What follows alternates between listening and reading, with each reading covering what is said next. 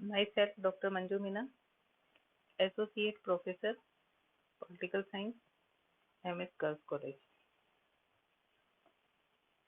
आप लोगों के एमए फाइनल में 5 पेपर होंगे, जिसमें 2 कंपलसरी पेपर, 2 नहीं 3 कंपलसरी पेपर और 2 ऑप्शनल पेपर होंगे, जिसमें 4 पेपर है। आप लोग जो है एमए प्रीवियस में पढ़ चुके हैं, इसलिए 5th नंबर से आप लोगों का एमए फाइनल में आप लोगों का पेपर जो है शुरू होता है।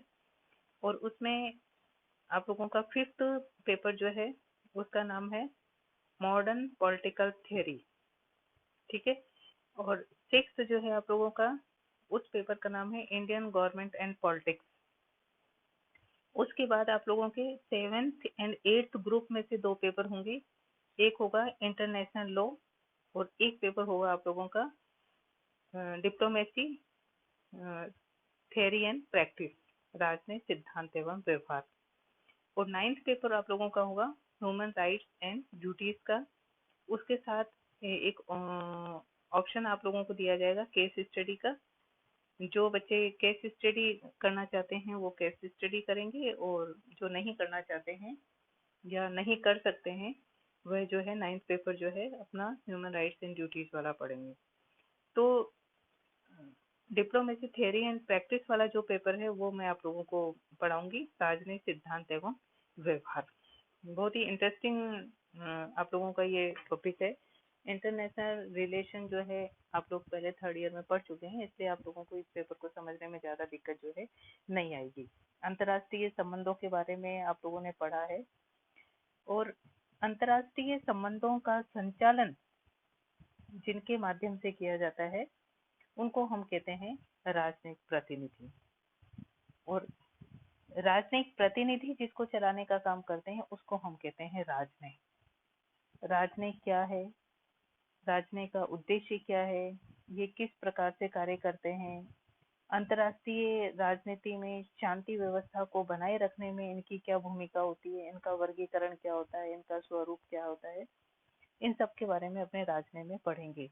तो मोटी बात जो है वो ये है कि एक राष्ट्र के दूसरे राष्ट्र के साथ जो संबंध होते हैं वह राजनीतिक भी हो सकते हैं, सामाजिक, आर्थिक, सांस्कृतिक, किसी भी तरह के संबंध जो है हो सकते हैं। तो जब भी कोई नया राष्ट्र बनता है और नए राष्ट्र ने जब शांतिपूर्ण तरीके से एक राष्ट्र का निर्माण किया है, शांतिपूर्ण तरीके से उसने अपनी सरकार बनाई है, अपना राष्ट्र बनाया है संवैधानिक तरीके से, तो उस समय क्या होता है कि दूसरे राष्ट्र जो है उनको एक राष्ट्र के रूप में स्वीकार करते हैं। और राष्ट्र के रूप में स्वीकार कर लिया है इसका पता कैसे चलता है, दूसरे राष्ट्र जो है उनके साथ में राजनीतिक, सामाजिक, आर्थिक, सांस्कृतिक संबंध जो है वो बनाते हैं।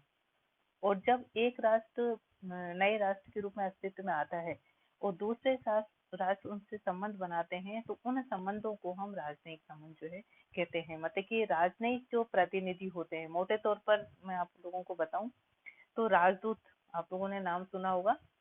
तो जो राष्ट्रों के आपस के जो संबंध हैं उसको राजदूत, ये भी एक श्रेणी है, सिर्फ समझाने के पर्पज से मैं आप लोगों को बता रही हूँ।